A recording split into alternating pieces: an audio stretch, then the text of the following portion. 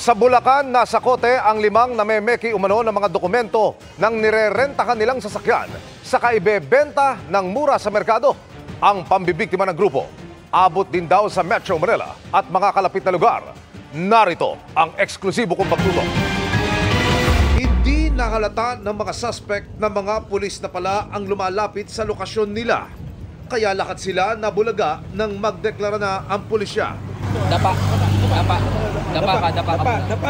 ka muna. Tanggalin niyo yung bag. Pinalibutan agad ng mga pulis ang kotseng ito na dala ng mga suspect. Palabas niyo lahat ng tao. Pag cellphone dito. Bag. Lagay mo yung bag mo. Labas lahat ng lalaki, labas. Pulis kami, HPG kami. Hindi pa naman amin na cellphone mo. At saka hinanap ang nakatransaksyon ng kanilang undercover police officer. Ikaw ba si Janine? Si Janine ka? Bakit po? Pulis kami, HPG kami. 5 ang agad na dinakip. Inaresto ng PNP Highway Patrol Group sa Santa Maria, Bulacan ang mga suspect dahil sa kasong kidnapping.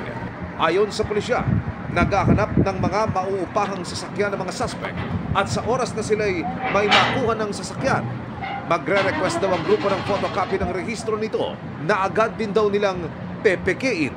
Talaga pong napeke at nailapit sa isang orihinal na dokumento. Iibahin daw ang detalye sa ORCR ng sasakyan, saka daw nila ito ibebenta ng mas mababa sa value nito sa merkado. Yun po ang mga pinapakita nila sa kanilang mga future buyers para po mabili itong kanilang mga sasakyan.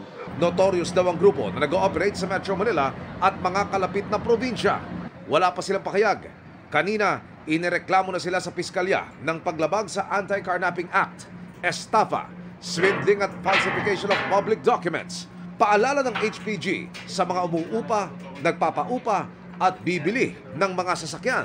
Usisiin at i-check po nilang maigi para po mapag-alaman din nila or ma-verify nila kung ano po talaga yung background ng kanilang po mga kliyente. Pwede po silang magpa-verify sa pinakamalapit na Land Transportation Office or dito po sa ating Highway Patrol Group kung ito po yung naka-alarma or ito po talaga yung sa kanilang nakapangalan.